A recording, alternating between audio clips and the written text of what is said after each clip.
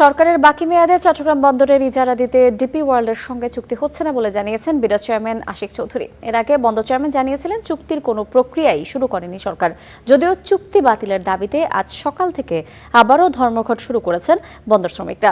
জনগণকে জিম্মিকারীদের বিরুদ্ধে কঠোর ব্যবস্থা নেওয়ার হুঁশিয়ারি দিয়েছেন নৌপরিবহন উপদেষ্টা। শনিবার বিদেশি প্রতিষ্ঠান ডিপি ওয়ার্ল্ডকে চট্টগ্রাম বন্দরের নিউমুরিং টার্মিনাল ইজারা দেওয়ার প্রতিবাদে প্রথম দফায় 6 দিন ধর্মঘট ও কর্মবিরতি পালন করে শ্রমিকরা। শুক্র ও শনিবার বিরতি দিয়ে রোববার সকাল থেকে আবারও শুরু হয় ধর্মঘট।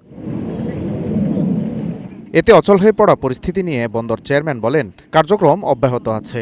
এ সময় জানান, কোনো ধরনের চুক্তি প্রক্রিয়া শুরু করা হয়নি। এই ল্যান্ডলর্ড পোর্ট মডেল এটা আমরা অ্যাডপ্ট করে সেই আলোকে কিন্তু আমরা যাচ্ছি। এটা একটা গ্লোবাল প্র্যাকটিস, এটা একটা standard best practice in the global stage. 348টা পোর্টের ভিতর হলো 304 আমাদের অবস্থান। তো সেই জন্য আমাদের পোর্টের যদি ক্যাপাসিটি না বাড়ে তাহলে কিন্তু ফরেন ইনভেস্টমেন্ট এবং দেশের যে ফিউচার ডেভেলপমেন্ট এটা বাধাগ্রস্ত হবে।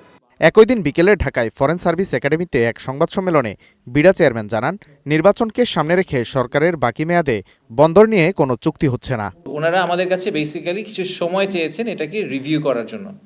তো যেহেতু ওনারা আমাদের কাছে কিছু সময় চেয়েছেন, তাহলে মোস্ট পসিবলি আমাদের হাতে আর 2টি কার্য দিবস বাকি আছে। তো ওনারা যেহেতু সময় চেয়েছেন, আমি ধরে নিচ্ছি যে কোনো একটা প্রবাবিলিটি আছে যে এটা এই সরকার আমল পার হয়ে, ইলেকশন পার হয়ে সামনে গিয়ে হয়তো এই নেগোসিয়েশনটাকে কন্টিনিউ করবে। এর আগে দুপুরে সচিবালয়ে নৌ উপদেষ্টা ধর্মঘট অযৌক্তিক উল্লেখ করে বলেন, যারা বন্দর অচল করে জনগণকে জিম্মি করছে তাদের বিরুদ্ধে কঠোর ব্যবস্থা নেওয়া হবে। এখন তাদের দাবি যেগুলো, এই দাবি অত্যন্ত সিলি দাবি।